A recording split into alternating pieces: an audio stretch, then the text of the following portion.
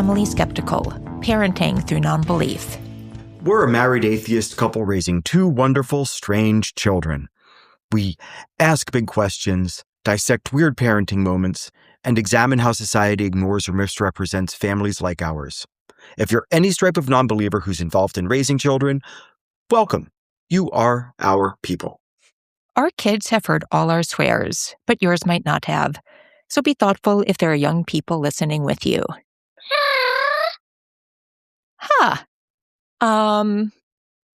I sort of feel like we're recording on day 3 of a panic attack for me. Okay. So yeah, this is going to be, right. Wait, the panic great. attack is still happening? I think so. Okay. And I feel weird using that language. Okay. Because I have never been formally diagnosed with anxiety. Uh-huh. And I know actual panic attacks are, sometimes people feel like they're dying. And I certainly do not feel like that. But we could also just say day 3 of sort of constant frantic anxiousness. It's a thing. I don't know. But anyways, we're doing okay. It has been an interesting time. It has been. Yeah, we're in the middle of some pretty big decisions. A woman at Jaeger's school what is her technical sort of designation that she's in charge of? Oh, just like the gifted program. Yeah, so the woman at Jaeger's school who handles a gifted program reached out and let us know that Jaeger has some opportunities. And one of those was kind of advancing a grade in one subject. And another option was potentially skipping a whole grade. When we first heard about it, I think it's pretty safe to say that both you and I felt pretty strongly that the one subject option sounded like the best thing. I'm not somebody who's felt like advancement for advancement's sake is really the way to go. I think there's a lot of sort of social and emotional learning that happens at school, and I've always tried to think more in those terms. But kind of to my surprise, Jaeger has been very, very interested in the skipping a whole grade option. And I have a lot of mixed feelings about it. I feel like our opinion matters, but his opinion matters a lot too. And so we're trying to explore it pretty intensely. But yeah, we have to decide soon. And it's just it's a lot to think through. It's so much so that it contributes to panic attacks. I mean, it's not the only thing. Oh, no, I said contributes. Yeah, it helps. I think what's making it so hard for me is that I can see all the ways that Jaeger is very advanced and how it could be wonderful for him in a lot of ways. And I feel like I can also see all the ways that it could be really difficult. And I don't know how to weigh it all. Mm. And I don't know if he has the tools to weigh it all. Oh, he doesn't. Yeah. We've talked about it a lot with him, but the best we can hope for is just sort of a passing acceptance that it's an impactful decision. And anything beyond that would be great. But yeah. I fully anticipate, should Jaeger qualify to actually do this, because it's still up in the air. It still has to be tested. They still have to do the evaluations, all that sort of stuff. So none of this is a done deal. It could very well just not happen. Yeah. But if it does happen, I mean, I'm at least 50-50, if not 60-40, that he would have some sort of meltdown due to academic pressures or adjusting to routine or social situations and complications. there's just a huge difference. 5th grade, it's a very pivotal grade. And to skip over 5th grade and go straight into middle school without having that very, let's say, useful, if not prerequisite, transitional time where your homework ramps up and you're treated more maturely and you have, a huge jump in expectations from 4th grade, that I just don't want him to sink. I want to make sure he can swim. But at the same time, like, he is really enthusiastic about it. Yeah. And so part of me as a parent wants him to set the goal. And if that is a goal that really matters to him, then it has to matter to me because I love him. Yeah. Like, I have to take the goal seriously. And if the goal doesn't cause harm, then I have to figure out a way to help support him as best I can. I don't think it would cause harm. I don't think that the struggle and short-term pain would necessarily be, I would necessarily call that harm, right? Like, obviously there are long-term ramifications, which we've talked about with him and the counselor and each other, about being a year younger than everybody else through the teenage years, which when it comes to partying and driving and eventually voting and dating, there's a lot of stuff that he just isn't aware of yet. And he doesn't care about yet. But when he does care about it, it'll be too late to say, oh, wait, let's pump the brakes. It's already done.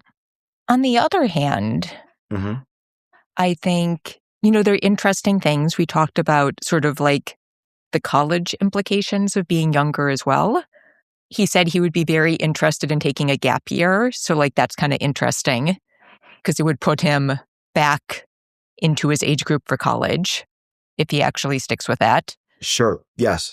And that was his idea, unprompted. Yeah. We didn't say, hey, you could also do this to sort of massage the situation on the back end before you transition into the next phase of your life.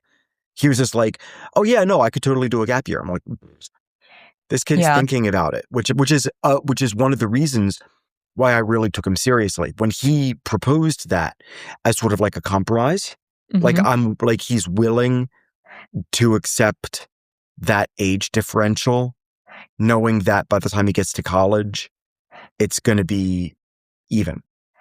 Yeah. And I mean, it is interesting because I think I've seen more friendships between grades here than I remember growing up. So that's the other thing. You mean across age groups is what you're saying? Okay. So that's interesting to note. And, and the middle school has a lot of opportunities that I think he would really thrive in.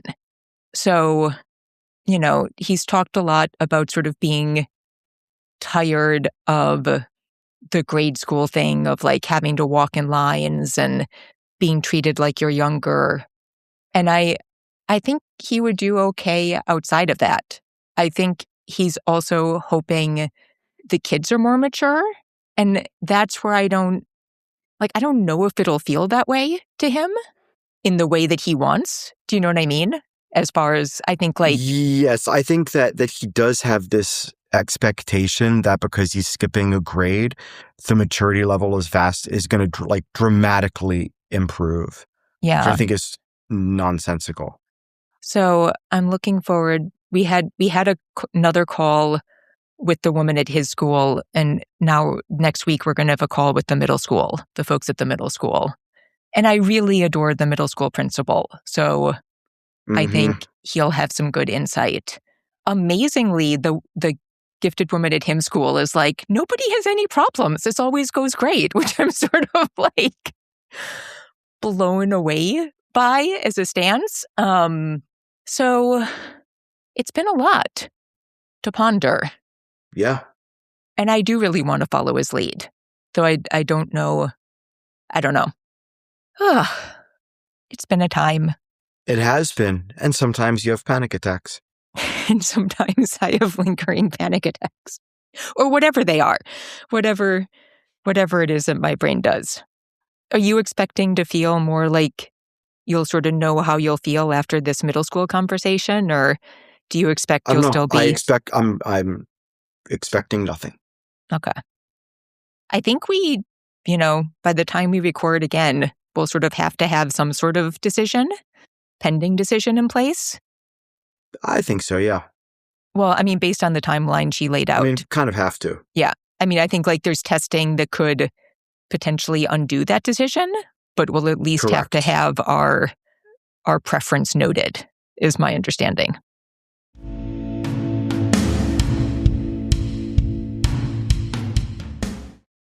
So, as we teased in one of our past episodes, we got a great question from a listener.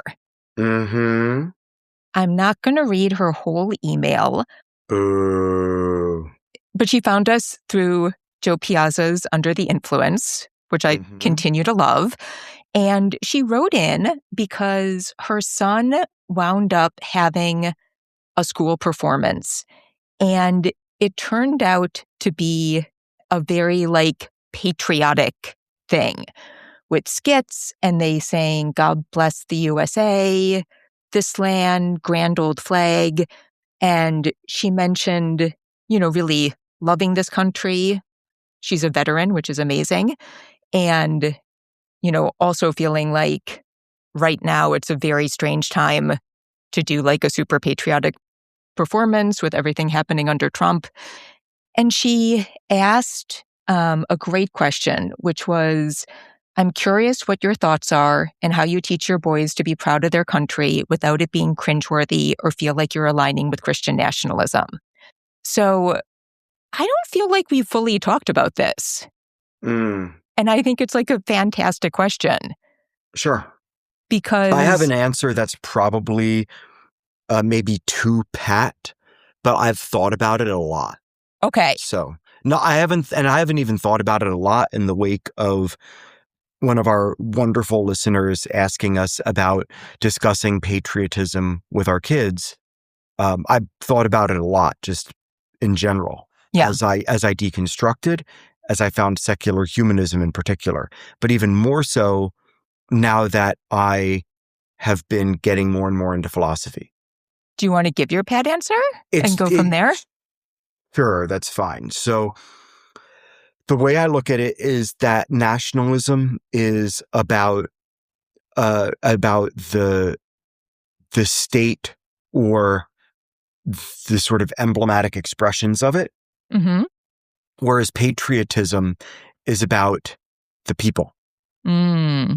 And the way that I feel very patriotic is that I support and ally myself with the people who likewise want to reduce harm as much as possible, just in general, and allow for people to have maximal well-being and flourishing.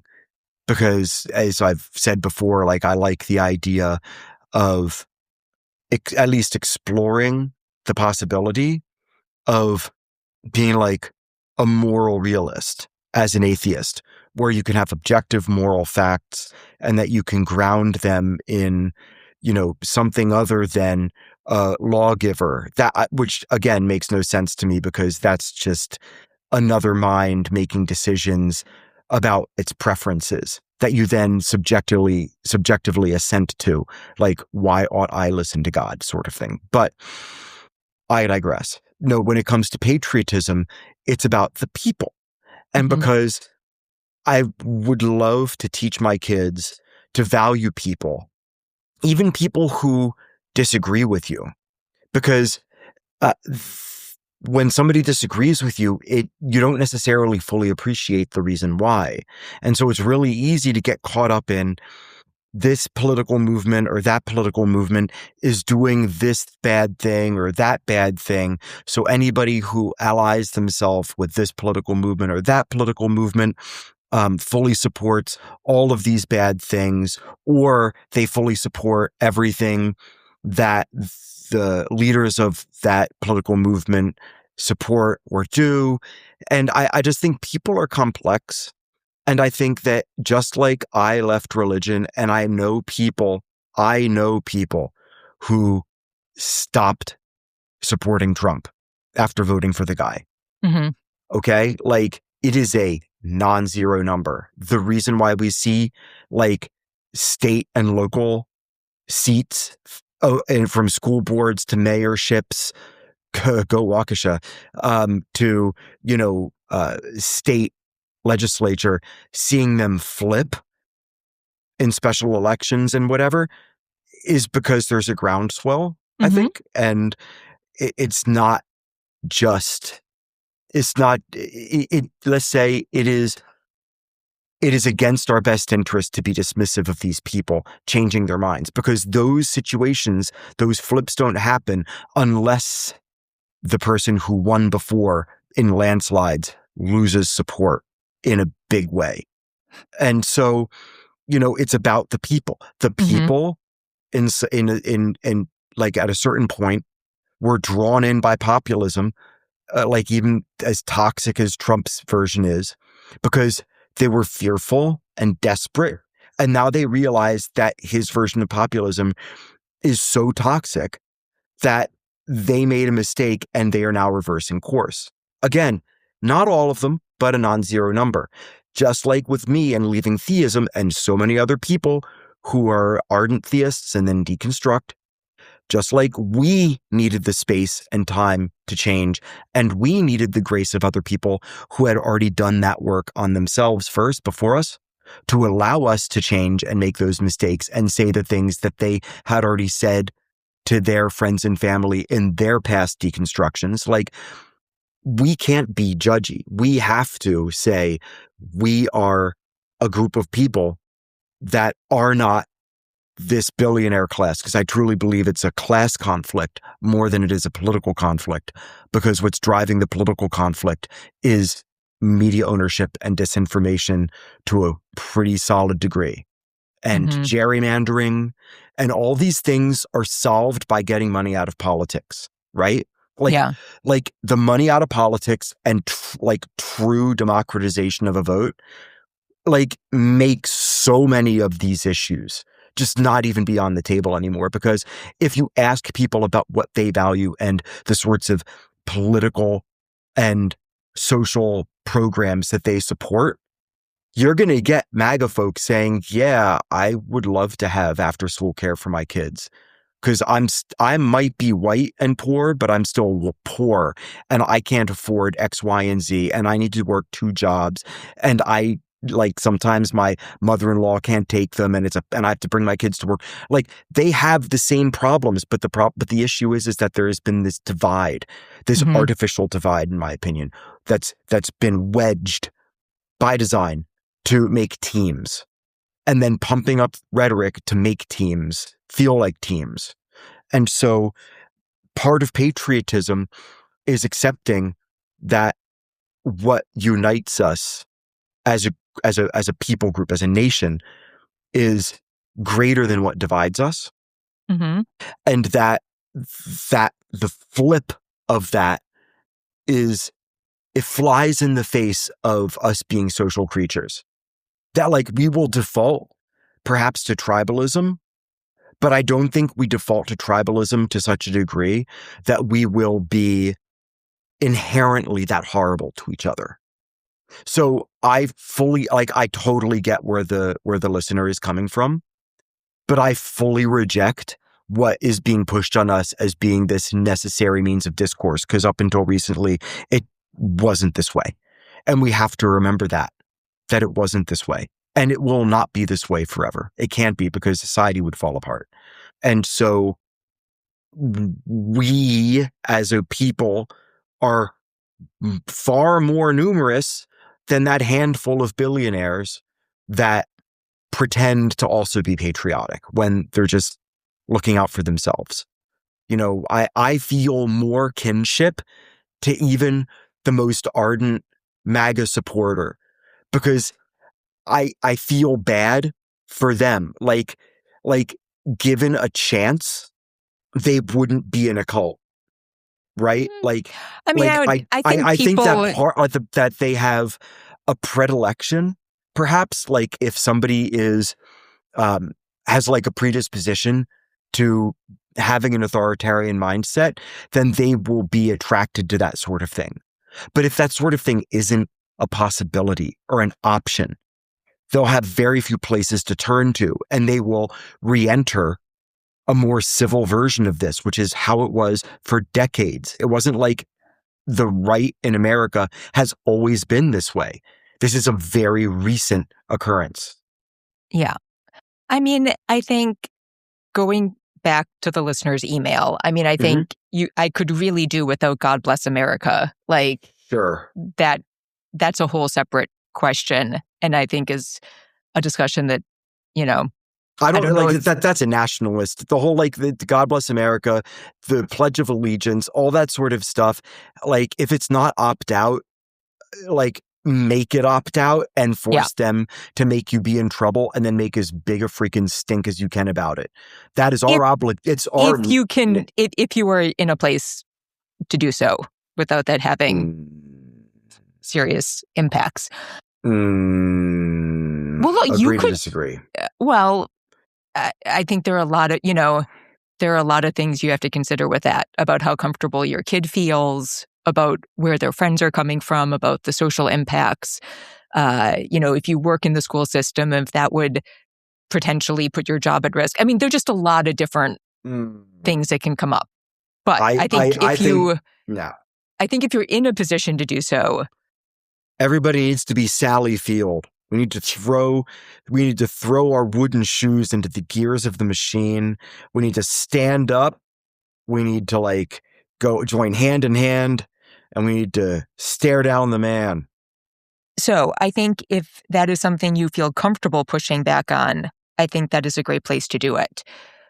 When I think of patriotism, I mean, there's a lot to be said about politics in this country, and I think how people got to the mega movement is varied and complex, and there are some people in it who can truly go and fuck themselves, and then other people who I think when everyone around you is espousing those kind of ideas, I know people who in other ways in their life are truly wonderful people who are very much in line with that. So, but when I think when I talk to the kids about patriotism, like I'm not thinking about politics at all. And I think it comes back to what you were saying about patriotism being about the people. And so when I talk to the kids, we're in an interesting position because we were living in another country and chose to come back to this one. Yeah. And that was we've been asked a non-zero number of times, why did you move back to America? Yeah. For the most part, that wasn't like because I love America so much. It was very personal concerns that were specific to our family. But I do love America. And when we were moving away, there's a writer I follow. Her name is Janelle Hanchett. And she used to have a site called Renegade Mothering. She now has a Substack, which I'll link to. It's not in front of me this minute. I love a lot of her work. I actually took a writing class with her. I have mixed feelings about some of it, but in general, she's a really interesting thinker. And around the time we were moving away, she also moved away. She moved her family, I want to say the Netherlands. Yes, I remember that. Yeah. Yes. And so it was very interesting to read her story, like while we were going through the same thing. Yeah, I remember that too. And she has stayed in the Netherlands and also spent a long time desperately missing California, where she came from. And I think her writing to me is some of the most sort of honest and complex. Because obviously, the social services in the Netherlands and what they provided her family was so amazing. And there's no way to compare what healthcare, it's just we know, in a lot of these countries with socialized medicine, it is so much better, right? But she also wrote very honestly, there's no place that's perfect, right? And the Netherlands is a lot more, there's a lot less diversity in the Netherlands than in the US. We have a huge country, and it's not even like racially or anything like that, but like people who grow up in the South, that's like so different than people who grow up in the West, on the West Coast or on the East Coast or in the Midwest. Yeah. We have a huge country. Mm-hmm.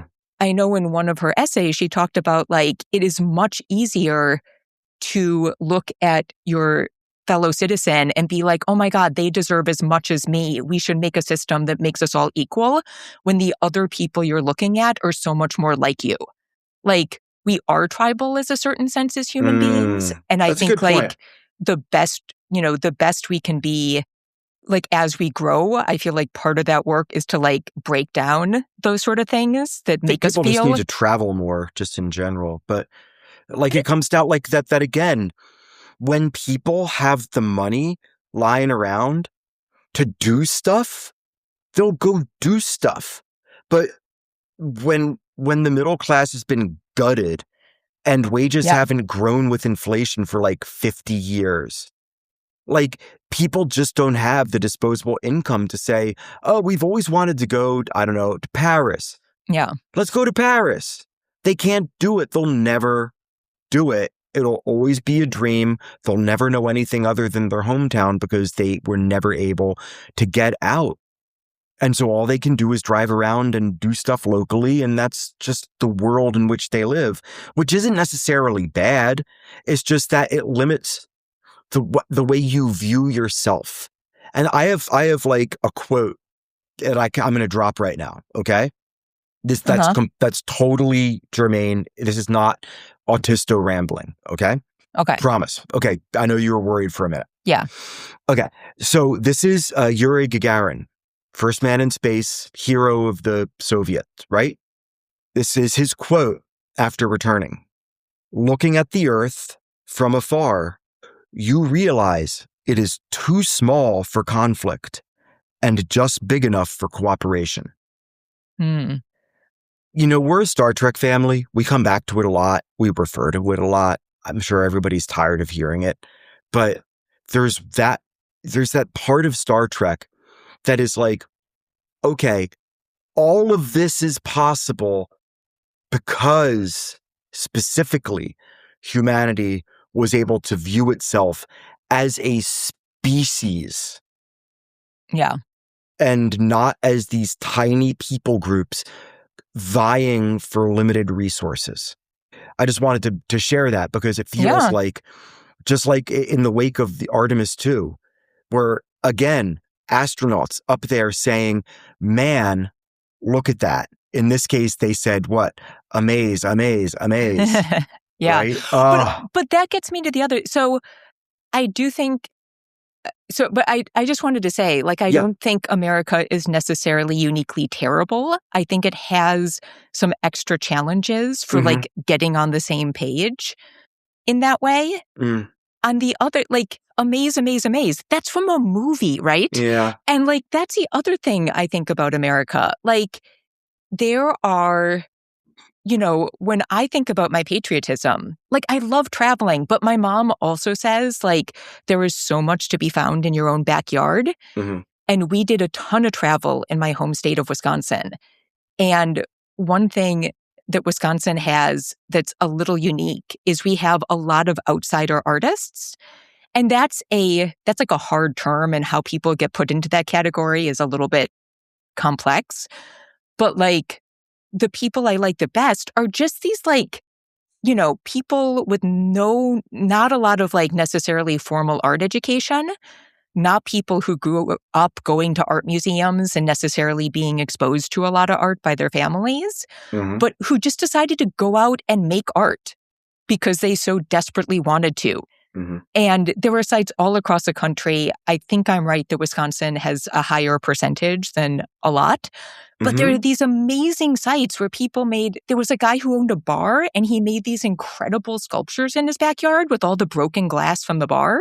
Oh. All the broken bottles, just like out of cement and then with glass stuck in them. And, when I talk to the kids about patriotism, I'm like, there are some really like stupid, terrible things about this country. But we've also created like such amazing, It's a land of dreamers. It is. And like, it's so sad that we're pushing back against immigrants because we are a country. They're us. They are us. And the reason we're like foolish and kind of heady is like we are the place that when people were like, what if we just moved and changed everything? They came here a lot of times. And I think that leads to some of the bad things because we're all like, we should treat the billionaires well because maybe I'll be a billionaire one day. Like that's wild thinking, but I think people, borderline delusional. It is. We are borderline delusional, and that leads to like a lot of the problems we have. But it also leads to this like amazing shit that we have. I mean, it's changing, but like we made the culture of the world for years and years and years because people were just willing to do like wild, amazing stuff, like. The art scene in New York, Andy Warhol. And when people have more disposable income, they can encourage their children to take bigger swings, to take more risks. The billionaire class is choking literally that spark. Yeah. Because they're reducing or eliminating people's abilities.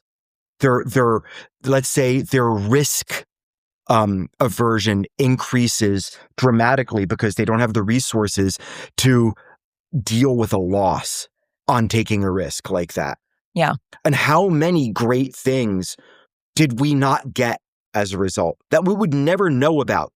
We will never know about the things that we didn't get. They were never realized because they weren't given the opportunity to grow and flourish. And that's the real shame. And they would come from everywhere, including immigrants. And the other thing I mention, and I don't know how accurate this is, but I've heard some other people say it. I know it's accurate for the US, but I'm not sure if I'm totally correct about other countries. But I have heard, again, coming back to immigrants, that in other countries, it's more common for immigrant populations to sort of remain separate for more generations, where they feel more separate from the country they've gone to. Yes. And it's so sad with like the dreamers and these kids who grew up here. Who assimilated.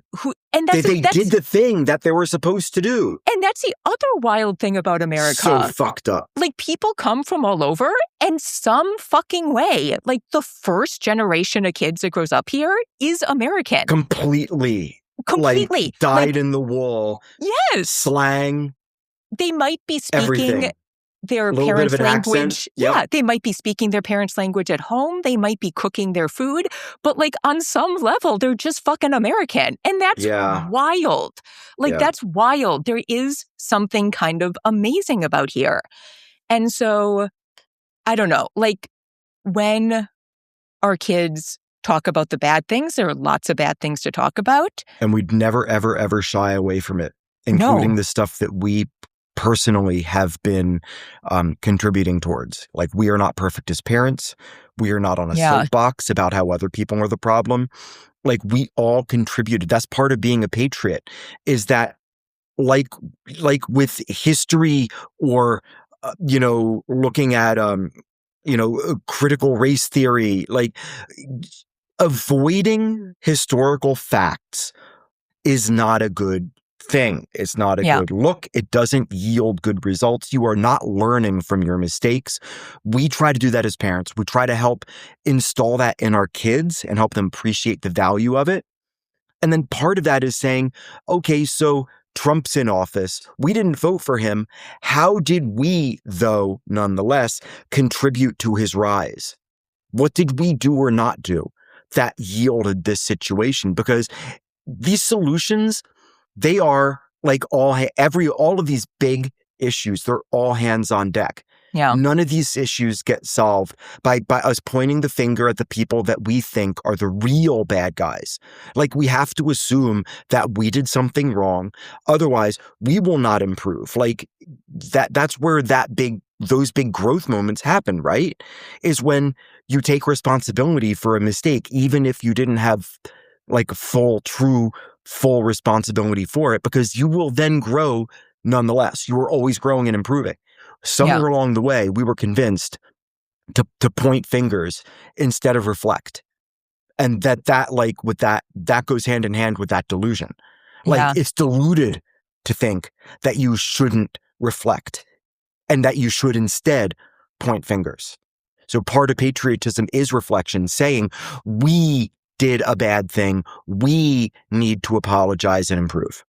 I mean, I've been thinking about that a lot, actually, because Joe Piazza just had an episode about how Gen Z is the most conservative generation in a long time. No, it's split in half. The first, one half of Gen Z is and voted for Trump. The other half of Gen Z is completely like anarcho, like leftist. Yeah. Like, it's crazy. But divide. I was just like playing on my phone. Yeah, that is Gen Z. Yeah, I think so. I think so. I was like just playing on my phone because I was like trying to figure out who their parents were. Because I'm like, it's us. Yeah. Yeah. It Gen is. Z, yeah. But like, I'm really curious for like. We just got started late. Yeah. True. Yeah. But like for men and women, I'm just like very curious because I think, like, I'm thinking about what feminists looked like when what feminism looked like when I grew up. Uh-huh. I feel like it was so much more limited than what people are thinking about now. Ooh, how so? Well, it wasn't thinking about changing systems. It was thinking about how to try to fit women into existing male systems. Oh, gotcha. Yes. Right? Yes. And that was really hard. So I think, I have no idea. I'm not a sociologist, but I just was like really interested in it. And I was like trying to figure out who the parents of each generation were. Because I was like, if you grew up watching your mom like try to make that work, I can imagine being like, well, that was fucked and didn't really work. And like, no, it didn't. Those are, remember, that was just are the kids whose mothers were mothers in the 50s. Yeah. Because we're talking like late 60s into the mid 70s. So that, like if you think about all the tropes about, spousal abuse and alcohol addiction and just like rampant misogyny, like what else would come from that other than like, I've had all I can stand and I can't stand no more, that sort of thing. So I don't know, but I was just thinking about it a lot because I'm like, we keep growing and learning, right? And like, if you saw a version that was more or less like not really questioning the systems, but just trying to be like, well, how can we get women paid the same amount and like power within them? Yep. Like, I can imagine growing up being like, well, that didn't work particularly well. And it's like, no, it fucking didn't. And I think that's why a lot of the younger Gen Z going into Gen Alpha are getting more anarchic. I'm wondering. Losing faith in government, saying that, no, we need to be out and out socialist or communist. Like, we need to have social protections and collectivism, and we need to restore power to people and take it away from the outsized control of exceptionally, unbelievably greedy people. Yeah. Who would happily see groups of the population literally starve to death or get sick and die in order for those individuals to make money. We all know how gross it is, but I guess it shouldn't it's a good point, moms, in that same way that, feminism was a response. I think that we're seeing, a socialistic response to, this out of control capitalism.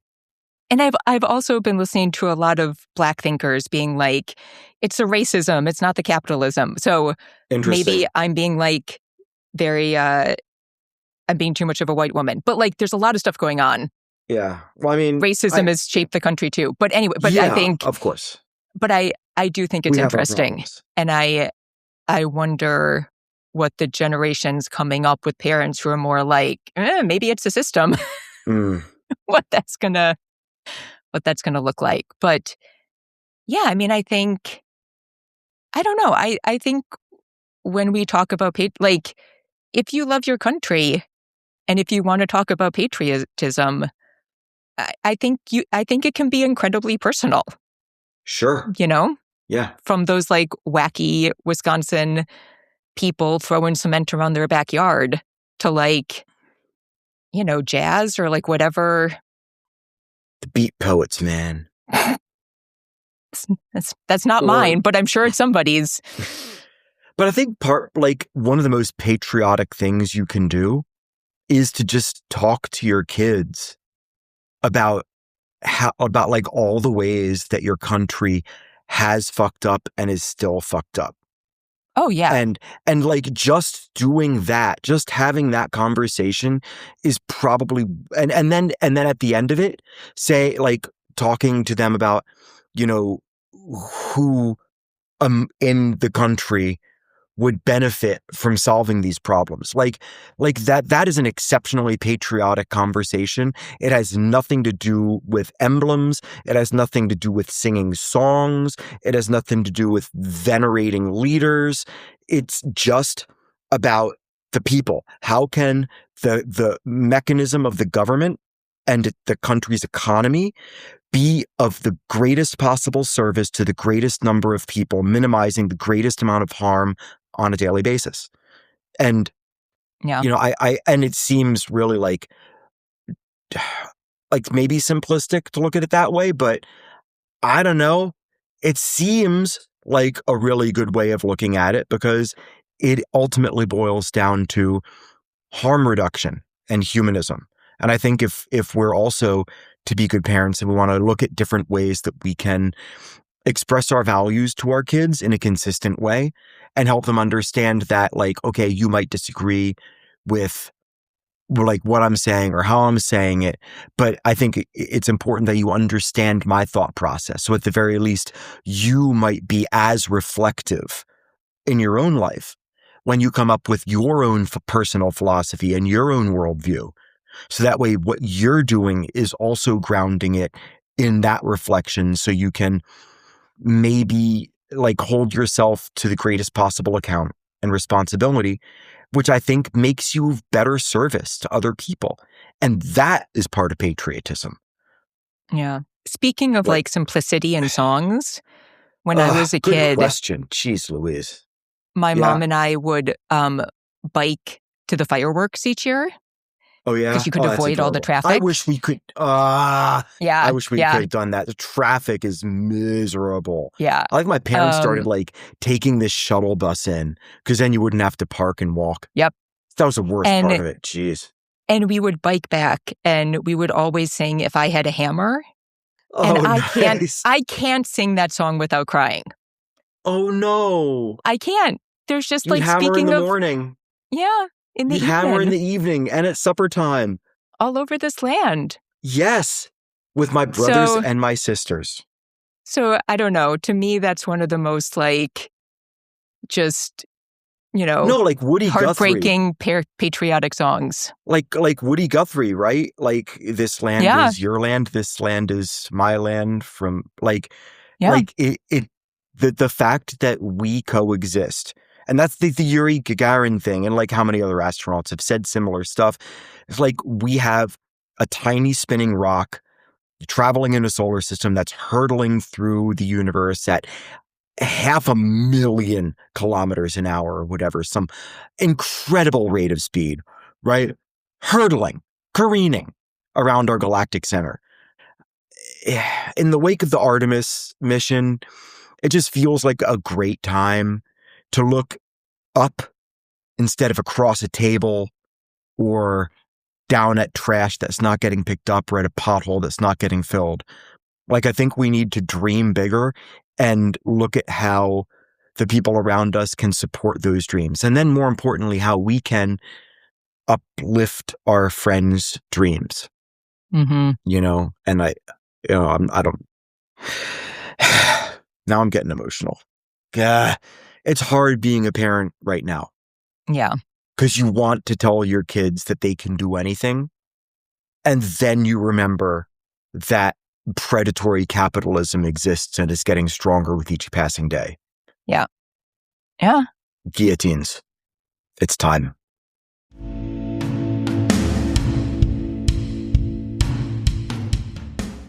So it just so happens, if you haven't listened to it, you should definitely go back and listen to our conversation last week with Alastair Lichten, a Humanist Dad.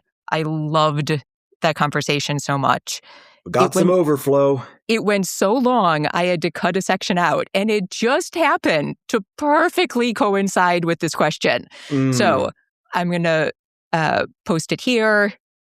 Go support his work. I'll put links to his blog, all of that. It's amazing. But this felt like kind of the appropriate finish up to the conversation we just had. I am curious, do you ever worry? Because we talk like along that line of having strong opinions. We talk with our kids about everything, and they are like very vocal about how they feel about Trump and different policies. Do you ever worry about your kids expressing that in an environment where they might be around people who don't share the same beliefs? Not massively. We talk a lot about principles and justice stuff, and we're not really at any news. We're not really engaging our kids with the news at the moment much. Mm-hmm. Our kids they have such a strong sense of justice, which we love. And though I've spoken about because I'm talking about like neurodivergence and justice sensitivity, and like strong sense of justice does not necessarily equal accurate sense of justice. So Yeah. that's something we need to develop as we get older.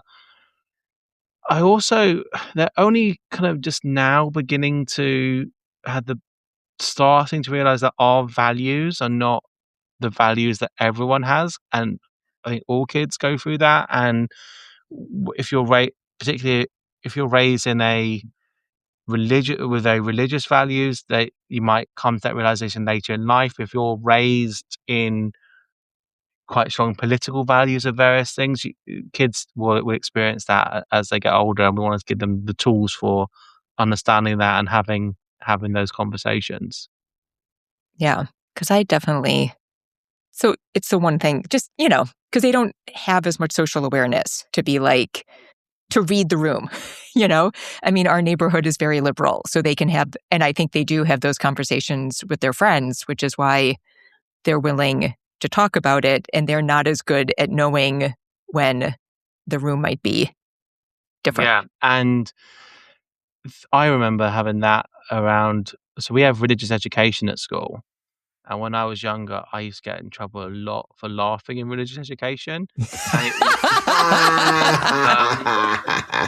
And it wasn't. It was. I don't think I was even that like. I used to laugh at things that I found silly, and it wasn't. It wasn't me being. It wasn't me being a dick. It wasn't me being like a little. I wasn't being a little young edgelord or anything. I just genuinely often and needed to learn lessons around some things that you think are funny and absurd, and doesn't necessarily be religion, but all sorts of things are meaningful to other people. And sometimes also kids need to know that adults will be unkind to them because of things that they say or believe or do, and that as adults will perceive things they do as naughty or as wrong in a way that we in our family don't. And how it's difficult. We were starting to have conversations about how we act at home versus how we act out and about. It's just even that, with very, very young kids, when you talk about inside voice and outside voice, that's something they need. That's something they need to learn. And it's something that with something inside and outside voice is still something that's still learning and will be for some years yet. That's a great term to use. I mean, I get nervous when it's just like strangers because, who knows in this country right now. Interestingly, with Jaeger, I just had the first real conversation where something came up at school. It wasn't with a teacher, but somebody else, where he felt like that person in authority was doing something that wasn't correct. Oh, yes. And, kids, it's hard to know exactly what happened. But I was like, if you wanted to say something and get in trouble, do you know who would have your back? And he was like, you guys? And I was like, yeah. And actually, if you had gotten in trouble and been sent to the principal and had explained what was going on, I actually don't think you would have been in trouble. But in situations where it's more controlled and safe, I do want them to think about that, there is good trouble. And if that's the kind of trouble you want to get in, we will always be your support there. Even, in those more safe situations that are more controlled, even if you get it wrong sometimes. I mean, they're kids and they'll misread the situation. But if they thought they were doing the right thing, we'll be there for them.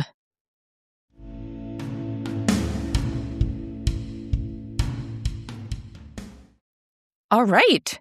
So that's it. We need to thank Jonathan Zalbin and First Frame Music for the music for this podcast. And that wraps up this episode of The Family Skeptical, where nothing is sacred except for our kids.